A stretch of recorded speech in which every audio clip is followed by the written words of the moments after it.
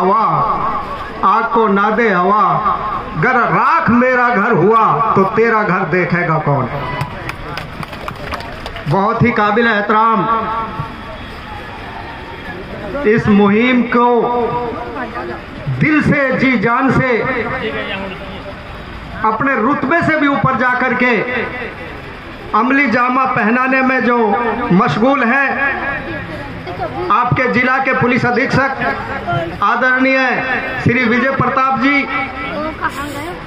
इस पंचायत के सदर मौलाना याह्या करीमी साहब, हमारे जिला प्रमुख भाई जान मोहम्मद जी, और मैं किसका नाम लूं किसका ना लूं, मेरे लिए सभी आदरणीय हैं, सम्मानित हैं, काबिल एहतराम हैं।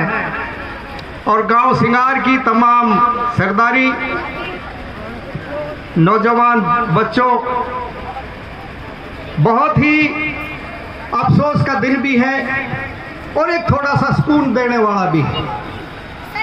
जब हम पहले हमारी पंचायतें हुआ करती थी खैर और फलाई कामों के लिए, लेकिन आज जो गुनाह, जो बुराई सबसे बदतरीन है, दीन इस्लाम के लिहाज से भी, दुनियावी लिहाज से भी, आज हम उसके खात्मे के लिए यहाँ बैठे हैं।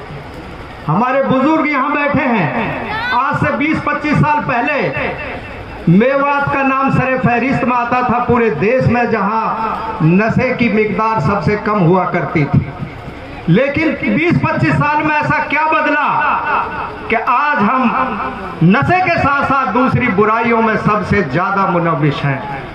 इसके लिए हमारी सामाजिक व्यवस्था भी जिम्मेवार है और हमारे जो राजनीतिक रहबर हैं, मैं गुस्ताखी करना चाहता हूं, माजरत के साथ अपील करना चाहता हूं कि उन लोगों ने भी इस बुराई को बुराई नहीं समझा। हम तमाशबीन बन करके अपनी बर्बादी का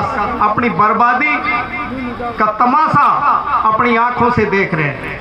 होटलों पर बैठ करके अपनी बर्बादी का तमाशा देखते हैं, गिबत गिल्ला करके अपनी बर्बादी का तमाशा देखते हैं। बड़े अफसोस और गैरत की बात है। मेरे से पहले तमाम वक्ताओं ने अपने अपने तरीके से अपनी अपनी बात रखी।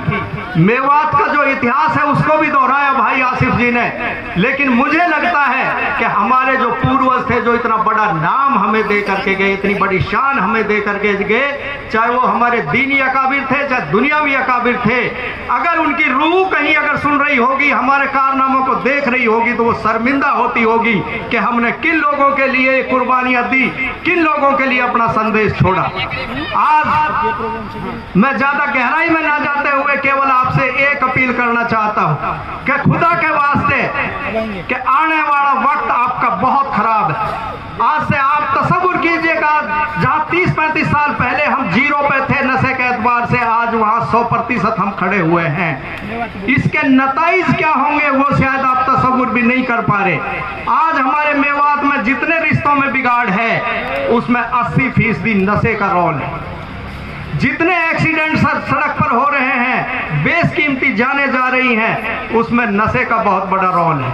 और एक बीमारी जो लाइलाज बीमारी है, HIV पॉजिटिव की बीमारी, जो आप शायद सोच भी नहीं सकते। जिस दिन मेवात के नशाखोरों का अगर टेस्ट आप कराओगे तो उसमें 80% लोग HIV पॉजिटिव आपको मिलेंगे। ये कोई जबानी कलामी बात नहीं है, रिकॉर्ड की बात है।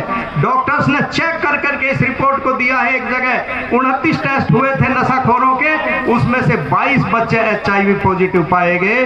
तो इससे आप अंदाजा लगा सकते हैं हम कहां जा रहे हैं। और जो बेहयाई का आलम है, जो मेरे बहुत से पहले साथियों ने कहा, हमारी आबरू रेजी हो रही है, हमें जलील और रुस्वा किया जा रहा है। और उससे भी बड़ी बदनसीब यह है कि हम तमाशबीन बनकर के उसका तमाशा देख रहे हैं। आज यहाँ 22 के तमाम चौधरी बैठे हुए हैं और मेवात का सबसे बड़ा गांव है। मैं उस बात को तो नहीं दोहराऊंगा जो दुख हमारे साथियों ने पहले ही इजहार कर दिया था, लेकिन ये वाकई बड़े अफसोस की बात है। लेकिन आज क्वांटिटी से ज्यादा क्वालिटी का महत्व है। अगर ये क्वालिटी के आदमी आपके बीच में बैठे हैं, अगर ये दिल से ये ठान लें सबसे पहले सरपंच साहब ने भी ये बात कही थी कि भाई 30 साल पहले लोग हमसे इबरत लेने आते थे, हमसे पूछने आते थे कि आपने ये बुराई कैसे रोकी।